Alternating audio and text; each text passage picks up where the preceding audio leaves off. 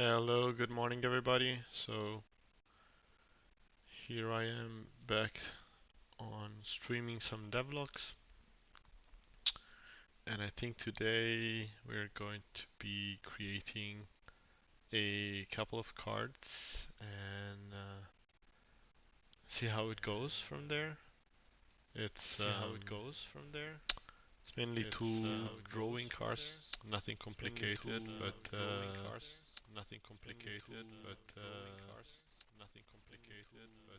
they're fun, I guess. So let's see how it goes anyway.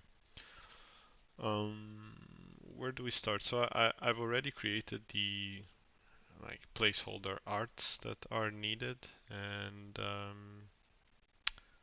so from that point of view we're covered, and it's just two basic cards, really nothing fancy here.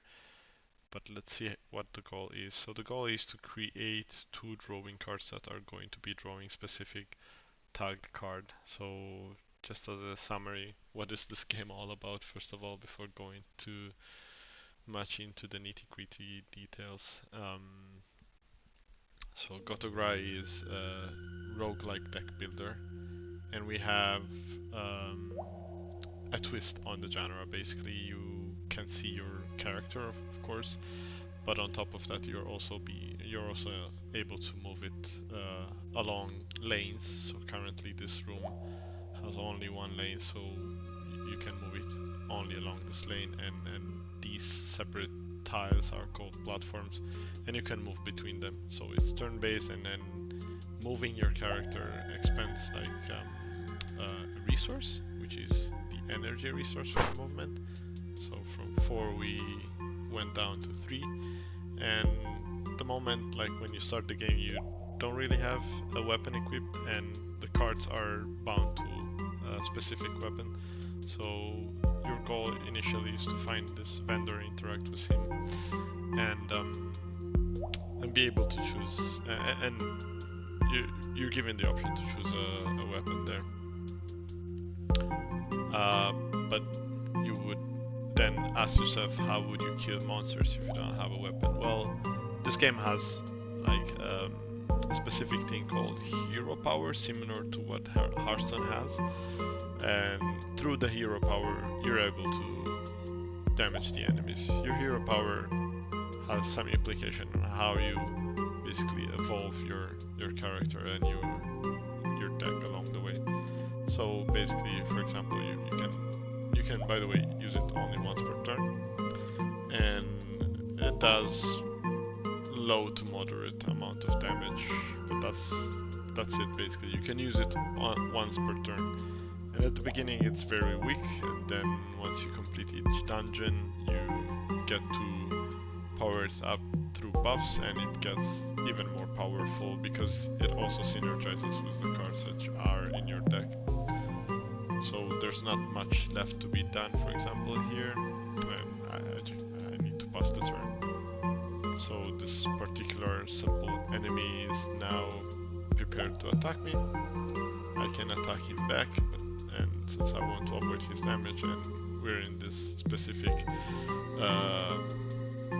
type of game where I can avoid damage by just moving, I'll just move to the left, and that's it for now. So there's not much else I can do.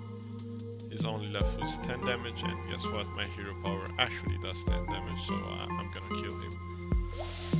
So as usual per these games, and you get a choice, a reward between 3 cards, and then you can get gold, which you can then expend to buy something at the shop, a potion, and this card is good, so I would pick this one.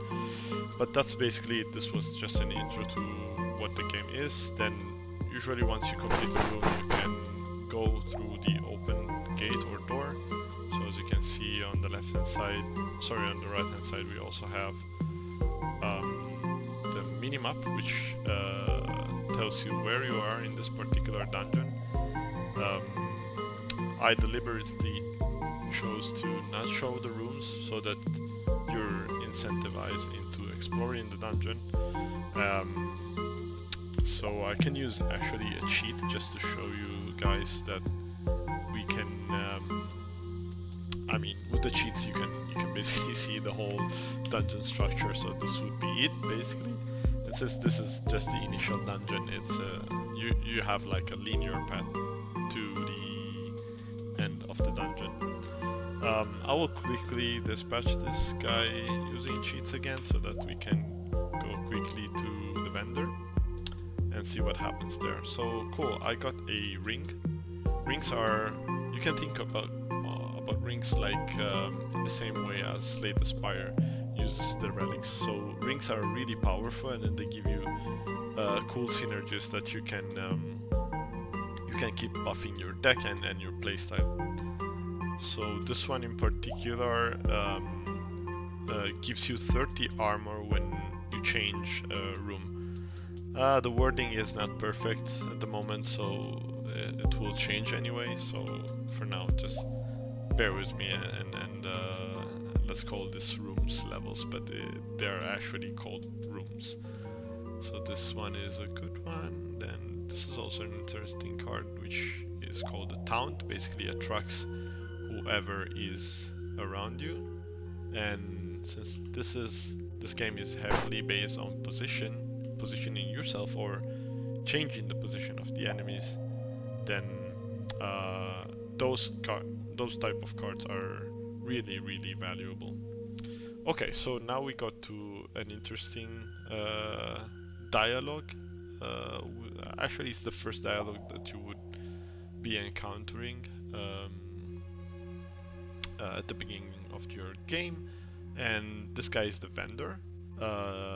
So these portraits are sort of in a final state, but the vendor itself, the character in pixel art, he is not like, I mean, the portrait is final, but the guy on the actual room is not final, so he's subject to change, and this is really a placeholder. But anyway, he gives you two options. Since at the moment I haven't implemented the first one, which would let you choose two weapons, so you can think about it like so weapons are associated with decks. So once you choose a weapon and you get it, then that particular weapon comes with a deck, and in this case, if you would choose two weapons, you would have like a deck composed of two decks. Think about it like, for example, in Magic you would have two colors, and you would get powerful combos. But since we only have one weapon implemented, so that this is the only option, so I would go with one weapon. And this is the sword and shield, basically. So I got the weapon now, and yeah, you can see it already on screen. So the pixel art of our character changed, and you can inspect the deck by clicking on the deck here on the left hand side. This would show you the entirety of the deck. So I got some pretty new cool cards. This one is from the completion of one of the previous room, and this one too. But these are this one is a charge, it's a new one. This is called a Lucky Slash, and this is a Strike, and this is a Shield Bash. I'm not gonna go through all the cards now because it just doesn't make any sense, but that would be too much to just cover in a simple stream. You would have to play the game, guys, once it's out. Alright, so now that I'm better equipped with weapons, I can show you what I can do with, for example, I was talking about the movements and how they are important in this game. So since this card costs 0/0, and what it does is it attracts enemies to you, meaning that you won't have to spend any resource for them to be closer to you and to hit them in melee range, then I can just use it, okay? But it also comes with a drawback. Enemies usually have a preparation turn for their attack, and that would mean that once it's their turn, they would prepare an attack and then let you play your next turn, so you have some breathing around between their turn and your turn, and you have the upper hand and the advantage as a player. But since we chose to play Taunt, which is a really powerful card, Taunt also activates automatically their attack preparation. And yeah, so it's a risky move, I know, but we're well prepared to face whatever consequences are going to happen. So if I hover on an enemy, I can see what platforms are affected by his attack, and since this is a ranged dude, he's going to be shooting an arrow up to 4 platforms ahead of him. This is a simpler enemy, he's a melee enemy, he only smacks you in front, in the platform that is in front of him. Okay, let's start dispatching the melee enemy. Oh no, he dodged the attack. So this is another thing about the game. Each enemies have how do you call it, like a defensive layer that comes in the form of dodging, yeah, it's unfortunate, but because basically they make you waste a card. So let's try to do something else, because I'm worried a bit about this guy hitting me from the back. So I will stun him with a bash. Okay, the stun went through, and I'm gonna be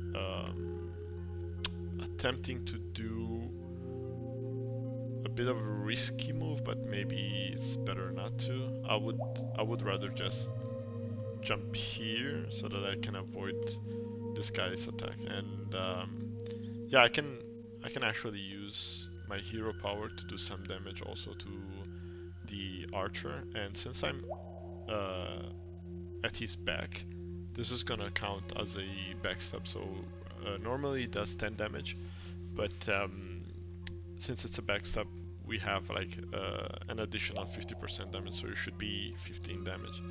Okay, that's correct. Okay, the only thing that we can do now is just pass the turn, and that's basically it. Okay, he did his things. So let's see. What I would do, to be honest, is use my hero power on this one. So since he's 50% HP, this particular card is highlighted in red because this is a charge that instantly kills an enemy with 50% or less health. So that's kind of useful. But I wonder if I could do something better here. Not much, to be honest. So I'll just charge, and charge affect 3 platforms ahead. So I'm gonna be killing him for sure, but I'm not sure about him because I'm gonna be doing just 15 damage unless I do a critical damage to the archer. So that's the plan here. Let's do it. Okay, that's nice. So he's less with 10 HP. We can at this point use a Lucky Slash, because instead of doing a simple strike, because Lucky Slash also draws a card. Let's see what happens. He dodged it, unfortunate. Let's get this one. Okay, that's not too bad. But now the problem is that, see, I didn't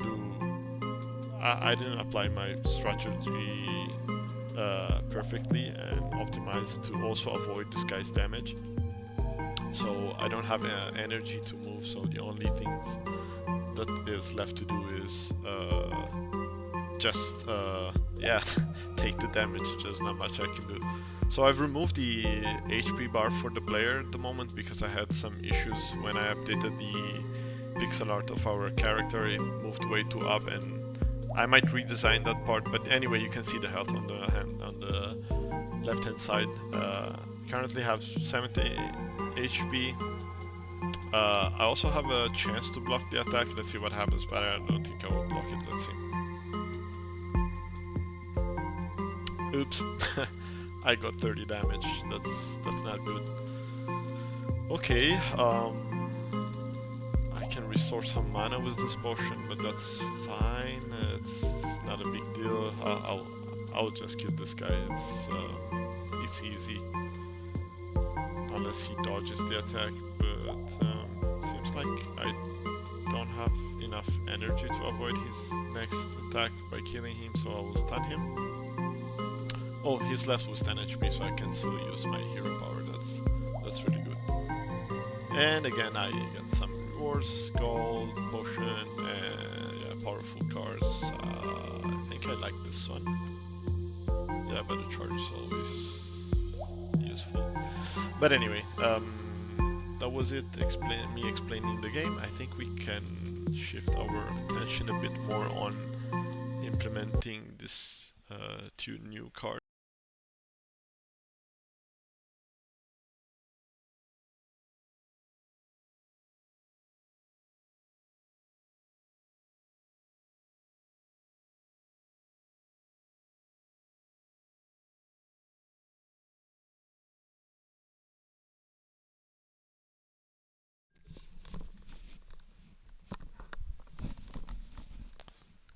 Hello, hello, I'm back. Hello, hello, I'm back. Sorry about that. Hello, hello, I'm back.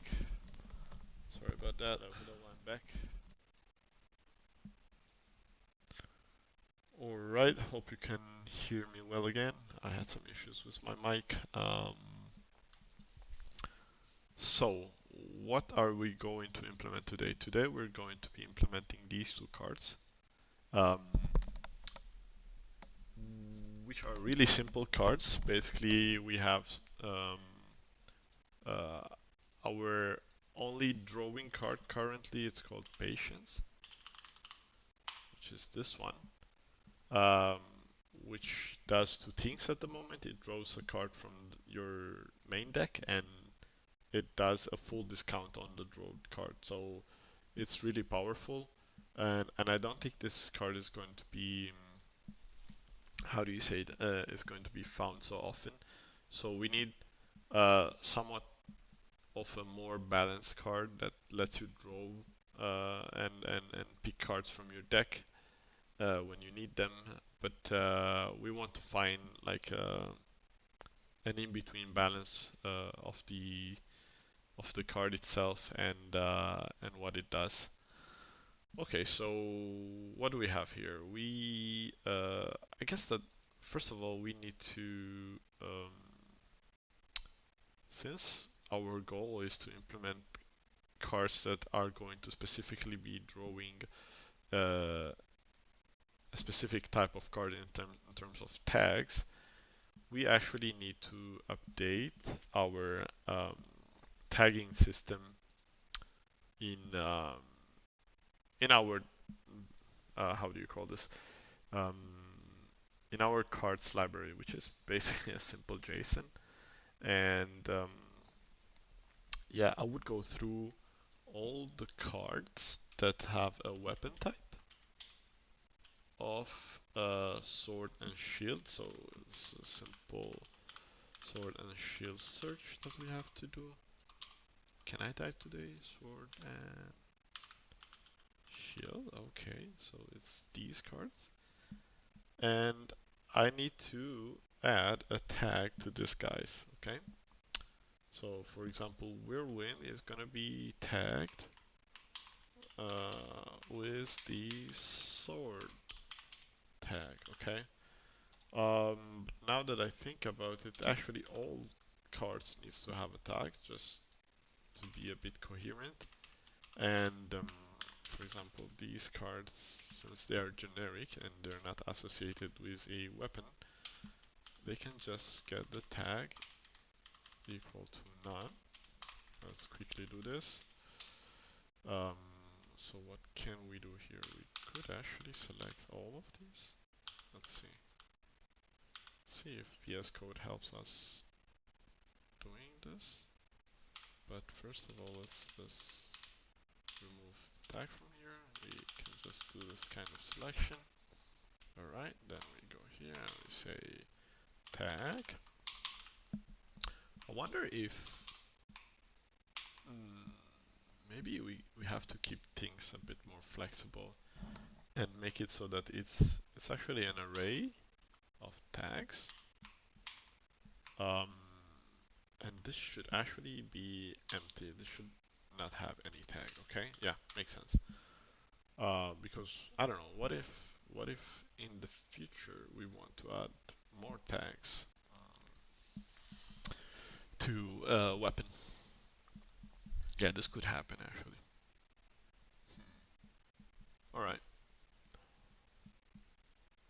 Yeah, yeah, it makes sense. Let's say for example, uh, whirlwind. Uh, sorry, for some strange reason, we want to make the whirlwind to also have the sword, the shield tag, or whatever. I don't know, the poison tag. This could easily happen, or yeah, yeah, yeah. This makes sense. Okay, so let's go through also the sword and shield, and let's give them the same type of data structure, which is gonna be a sword in this case, but not really. I just want it to be an empty one for now. And then we can go one by one and decide what tag to add. Um, what is going on here? Why do I have this? Right? I think yes, we have a good start. Then let's highlight this so that we have a reference on where to do the changes. Sword and shield. Okay, but I think I need to have it like Control F or something. Yeah. Sword and shield. So our whirlwind is a sword type of card. Okay. Then charge is gonna be a sword type of card. I think we can remove for the name from the name. What? I think that was an old name for charge. So it's just charge. That's it. Shield throw. Guess what? Shield throw is a shield shard. Sorry, a shield card. Um, shield card. Then we can just, you know, defensive strategies. Oh, luckily I have I have this thing that I wrote in between brackets because I actually don't even remember what shit. Increases your probability of successful blocking a physical attack. Okay, at least I have a description, so I could infer what this card does based on that one. Okay, this is a shield card. Strike, it's really simple. This is a sword. Lucky Slash is a sword card. And what do we have? Shield Bash, it's a shield card. Precision Strikes is a sword card.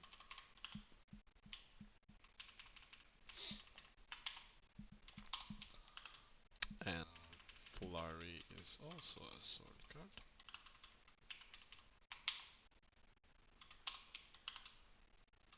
How about Impale? I haven't used Impale for a while.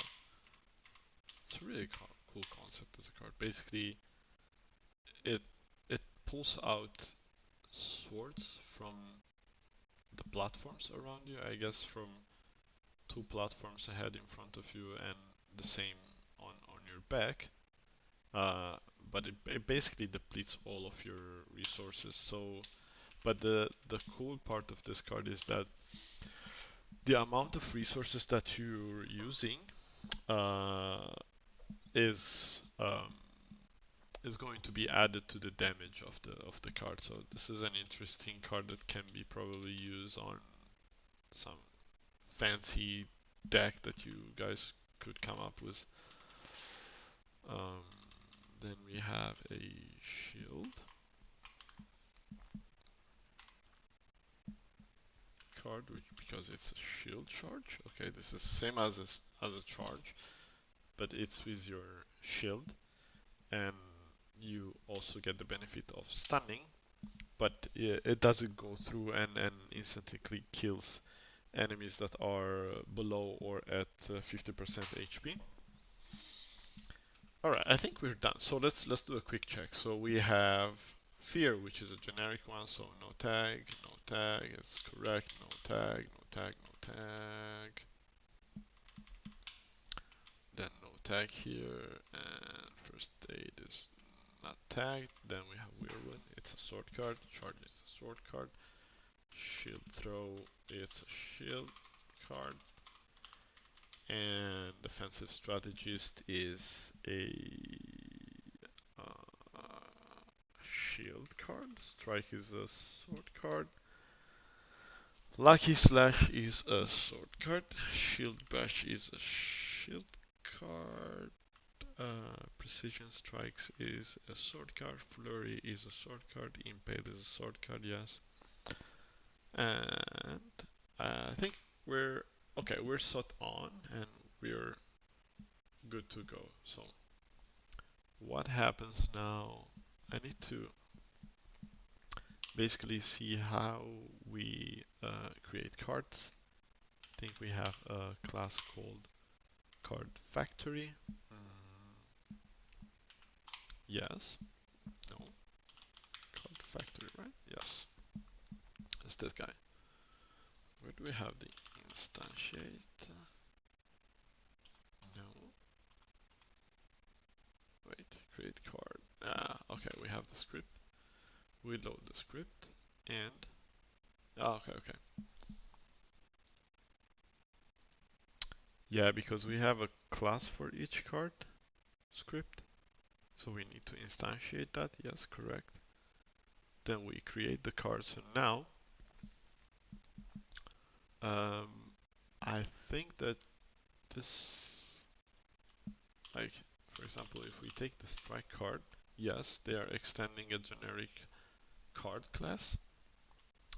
And this needs to include the constructor here. Do we have an init here? Yes. This needs to include the tags. Yeah. Tags. This is going to be an array. Yeah. What are we doing? Like, for example, weapon type. Are we doing something? Card ID, name, description, weapon type, and then here we can create an instance variables. And let's name it tags simply. It's gonna be array. I don't know. I mean, I was a bit tempted to call it card tags, but I think it's. Should we call it card tags or not? Huh? Is it? Maybe tags is a bit too generic. Yeah, let's call it card tags. Fortunately, we need to also change. Wait. I had something here already. What is this? What am I doing? Ah, look at this. Am I using it? Yeah. Okay. Look, I was clever enough to do it before. Okay, cool. The only thing that I need to do is that it also has to come from our actual persisted data in the JSON. Alright, so what do we do here? We just assign it. Yeah, cool. Now I think that all the cards here are going to be exploding a bit, probably. Because this is calling super, but then yes, exactly, this is what I expected. So we need to give it a default value of nothing. Okay, cool. So this one should calm itself. But see, we're doing this thing here. We should not be doing it because this. Yeah, we should not be appending the tags here. And by the way, oh okay, so this is an enum. I think we don't need this thing anymore. I wonder where else we're using it. So is this being used somewhere else? Yes.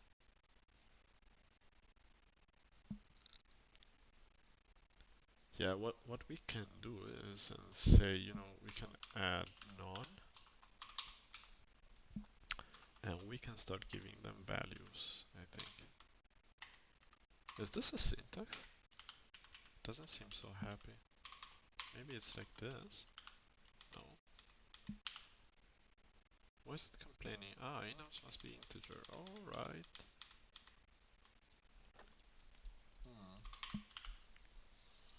This is a bit frustrating. They are integers, huh?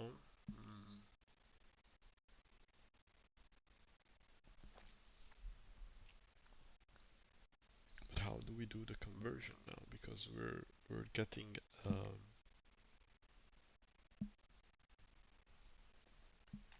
a string, right? But I wonder if I could index, like if I can say cards tag enum, and would that work? Not sure. I don't know if you got me, guys, but basically what I want to do here when I go and create the card, where is the card factory? Yeah.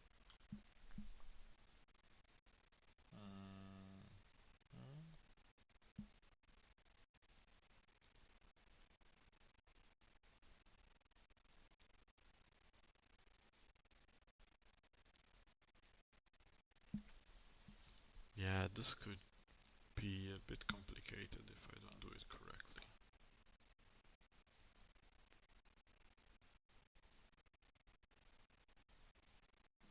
I'm thinking inside my head, what should I do? Because having string comparison is kind of handy, but then I mean,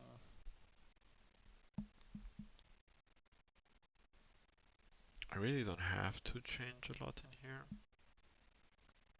But this is also nice to have, you know. If you have just enums and then you want to check if like a tag is inside your tag, you can just do that instead of, you know, saying something like sword in is in your tags. So that's interesting.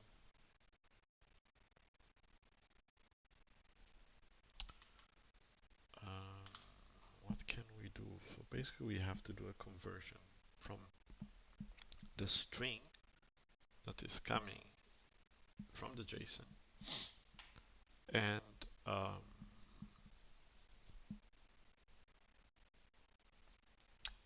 into basically enum values. So, but we have to also change, like for example, all the none thing here. Sorry. Let's select the whole thing as a string with quotes so that it's easier, I think. And these nuns, they needs to be uppercase so that they can, I hope so, that they can do an instant access as if it was a key for the enum. At least this is my big hope. Let's see. Okay, so we have this, and then we do the change for sword and shield. No, sorry, not for sword and shield. What? This doesn't have a tag. What do you mean? What am I doing? No, no, no, no, no, no. What did I do? Did I change the weapon type? No, this is okay. Because as we said,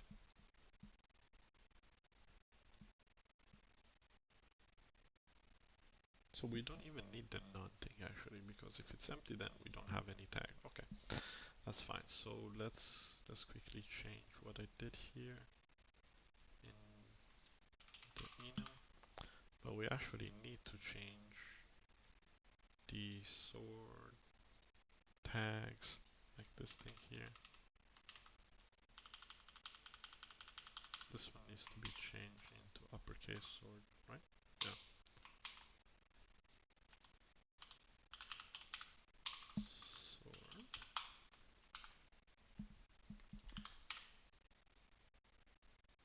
What about shield? Let's see if I can get all the shields that I need. It's kind of important. Oh, we have only 3 shield cards. Is this even correct? No, 4. We have shield throw, defensive strategy, shield bash, and shield shard. Yeah, could be. And this is shield. Did I spell it correctly? Yes. Alright, so let's go back to our thought process. So we have these string value that now be used to correctly add the tags. That's our hope. Okay. Let's put it to the init here. Okay. So what I would have to do here in order to add correctly the tags, because this is an array of strings, okay? But instead this is an array of enums. To be honest, I don't even know how I can express this concept in terms of types in Godot, but I think that's not super important. What we need to do is go through the tags, card tag. How do I do that? Because I already have. Let's call it tag. I don't know, something like this, and this is gonna be a string in card tags. Okay, something like this. And so this is what we don't want to do. Yeah, this is not what we want to do. We simply want to append it without doing the check, because then we're just going to be referencing it as a key to the enum, right? And we get the value. Okay, so we can declare it like tag enum value, which is going to be an integer, I guess, or we can just do cards manager card tags enum. I hope that this is the correct one. Yes. So this is the type, and get enum value. Is this something that works, or why is it complaining?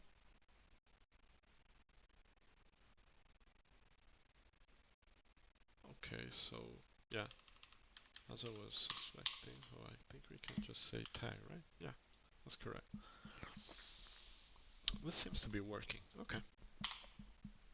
So I don't think we need to do that. Actually, yeah.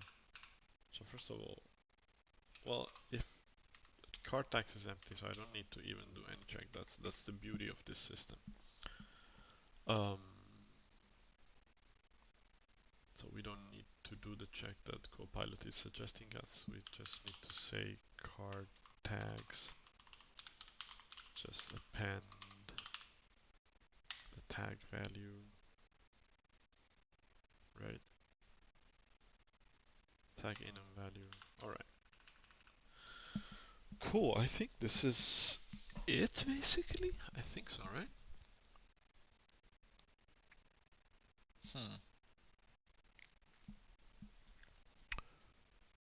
So we need to do some verification and test if the tags are being properly added. But I need to drink some water, so just bear in mind with me. I'll be right back in like tops 1 minute.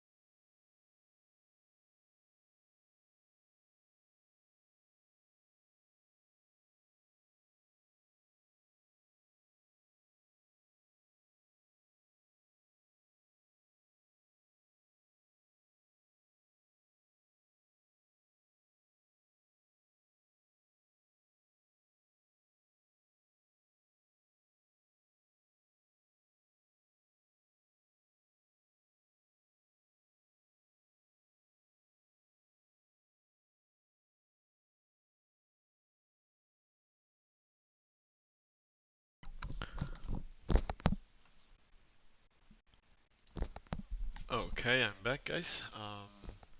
Okay, I'm back, guys. Let's.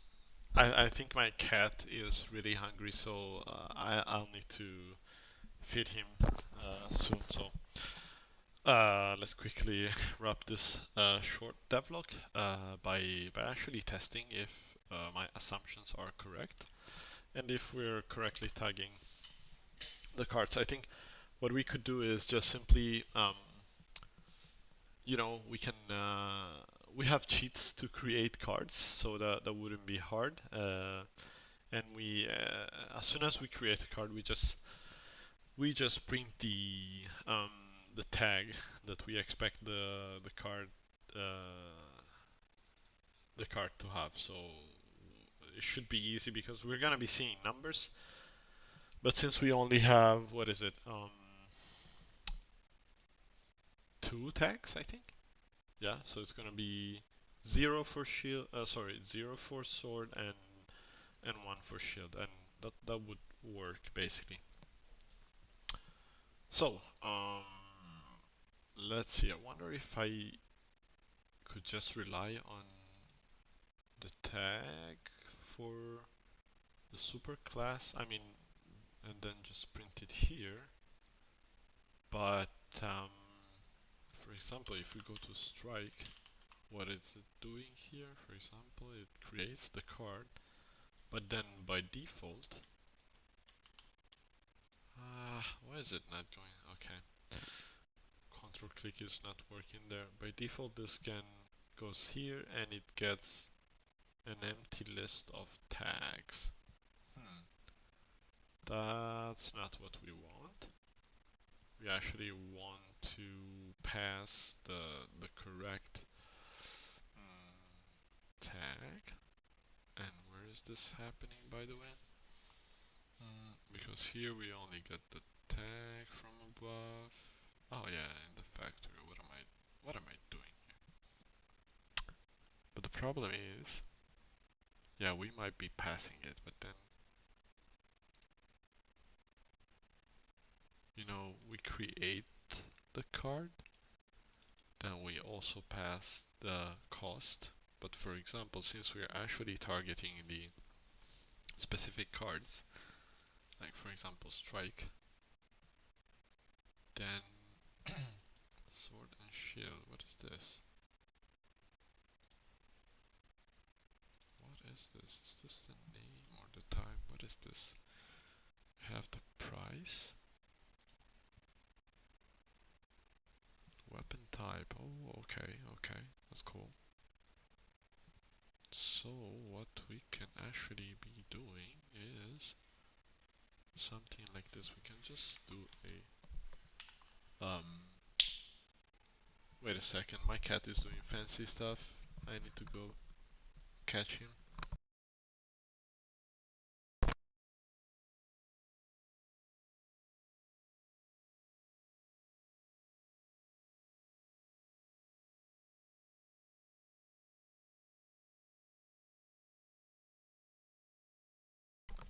So when he's hungry, he start doing annoying things just to ask for food and to get fed. So I really need to be quick here, otherwise he's going to destroy the house. Um, so where were we at? Ah, yeah. So this should be simple. I mean, simple. I don't know if it's gonna be simple or not, but um, so we don't have to append the tags like we're doing here manually, because the tag is gonna be coming from the actual how do you call it? From the actual factory. Yeah. That's what's gonna happen.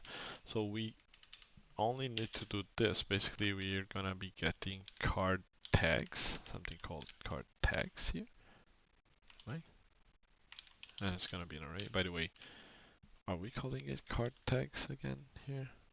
No, it's called tag. So we also need to change this, because otherwise we're not gonna be getting the correct key in our data source, and this is not something we want. This is gonna be called card tags. Okay, that's cool. Oops.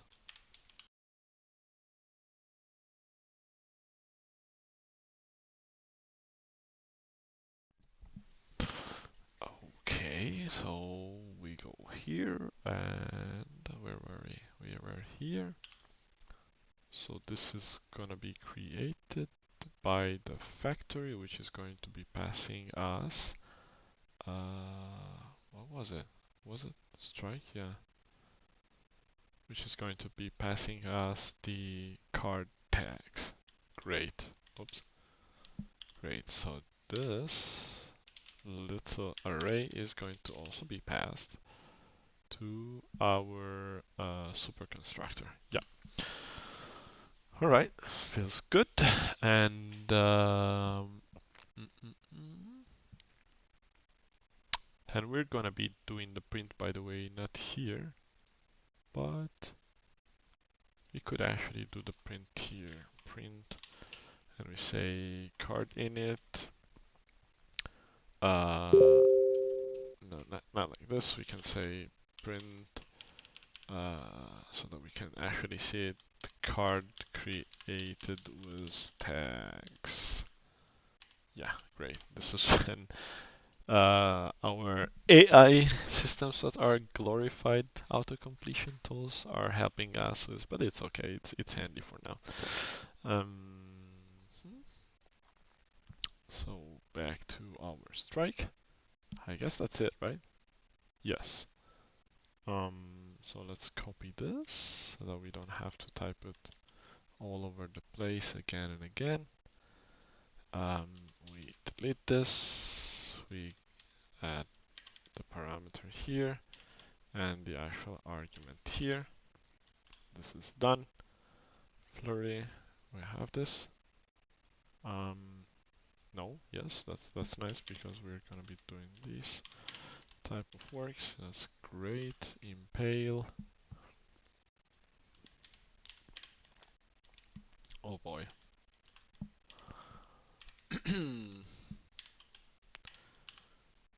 Kind of an annoying thing to do.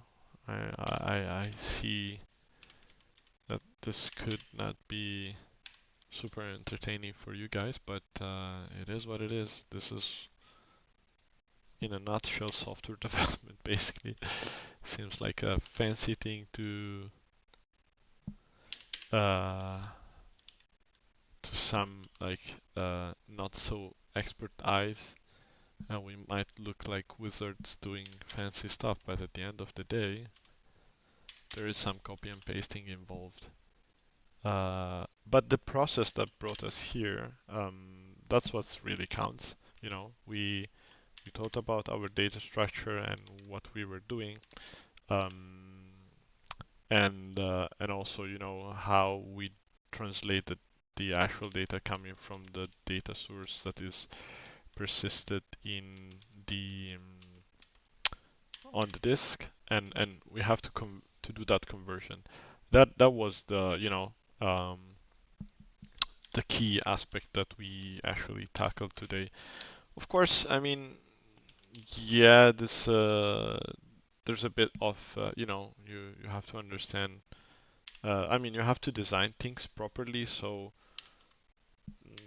if you don't do that groundwork before, then this whole thing might seem, I don't know, esoteric or even nonsense. But I think that the design aspect needs to be flexible enough from project to project. You can't really be applying, I don't know, like dogmatic concept coming from, you know, software design books and say that they can be inserted anywhere in whatever project. I'm not a big fan of um, those, I don't, how do you call it, educational concept. I mean, don't get me wrong. They, if they're there, if someone wrote a book about them, then probably there were instances where people understood that some recurring problems could be solved much more uh, easily and handled in a much more easy way um, by just applying those patterns. But it depends, you know. Sometimes they just don't fit in really properly, or they need to be adjusted, so on and so forth. So yeah, it really depends from case to case. Okay, so we have our tags. This is the crucial moment that we were waiting on. But let's go through the flow again. So we're gonna go again to the card factory first. So the card factory is going to, where was it? Not this one. Um, mhm. Yeah, not even this one actually. No, where are we reading our fantastic cards file here? So we're reading it here, cards data. So we have the cards ID. Yes, random ID, blah blah blah. But that's not what we were looking for. I think it's still in the cards factory, right? As there's some missing concept. Card factory, yeah. That I still cannot grasp. Create card. When we create a card, so we have a cost and we say new. No, not this one. Card script. Um, and then we have a card cost. But I think that this really depends on each cards, right? Because we have the card price, so we're not providing the tags at the moment yet. So, but this is fine because as you can see in the cards data, then we also have the tags. So this is where we actually need to provide the tags. So luckily our friend here understands what we're talking about, and Copilot already is helping us with this. So, but this is not called tags again. This is called card tags. All right. So yeah, that's it. And we go here and we provide the card tags. Now, some cards, like for example generic cards like Omen, are not going to be receiving anything here, I think. But this is fine or not, I wonder. No, we also need to update these signatures. Yes, and as you can see, they are all generic cards, and mm, because we might be calling them and provide them the actual, how do you call it, tags, but they don't have a tag. Yeah, I mean, what we can do is also do a check, maybe call them with that, but you never know. Maybe we are going to be putting tags also on generic cards. How can you know? So it's also useful. Card tags, and it's an array, and for our intents and purposes, this is gonna be an empty one. Maybe I should also be checking the others. Maybe.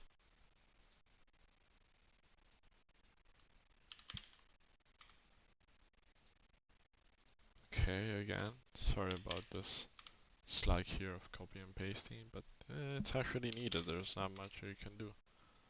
It's like the trade-off would be, you know, to create somewhat of an abstract structure where you have all of this way of handling things, but then you would have to at some point you would have to be more specific about your card, and you're going to be creating like a class that is going to instantiate a specific card.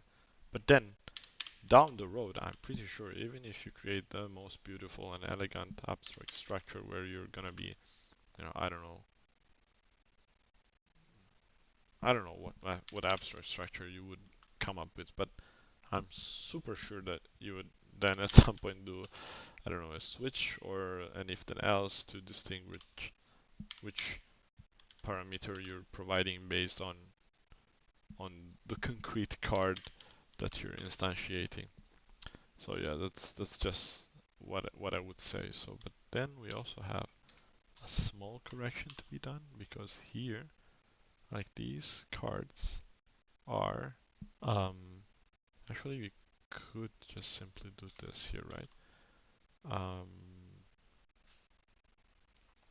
yeah, these cards are supposed to be getting um, how do you call it? Also the default parameter with an empty array. So we're gonna be doing a simpler replace all here. Yes. Okay. This is a handy new feature that VS Code is providing now. It shows you what you would get. And I already can say that I don't like it, because I don't want the void to be added, so this is not needed. So you would get this, yes. Okay, that's all. So you say apply. Oh god, this Windows sound just killed my ears. Yep, there we go.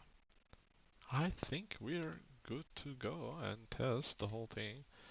Whether it works or not, I really need to leave and go feed my cat.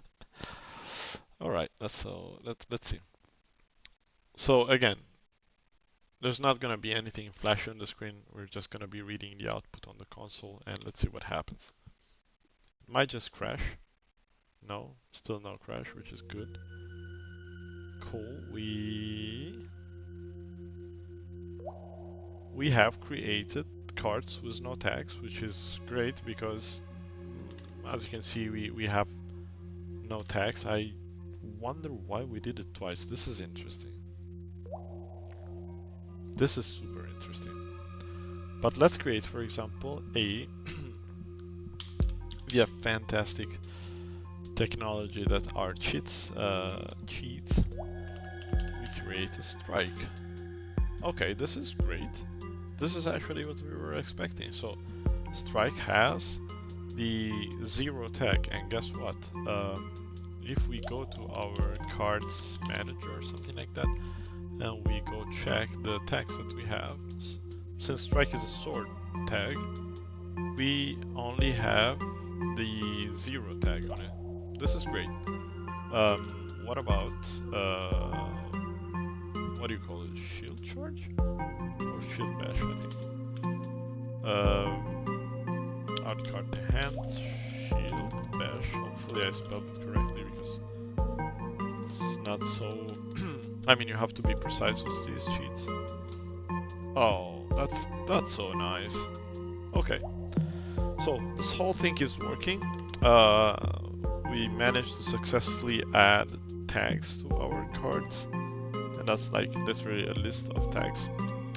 And that's all we wanted. Now, the only thing that is a bit surprising and unexpected to me is that we're actually creating cards twice. I mean, nothing bad is happening in the game currently, but this is could be a source of bugs, I don't know. But it's definitely suspicious, so we'll go back to this at some point and check if it needs my attention or not. But to be honest, I don't think so. We'll see. Okay, guys, so that was it.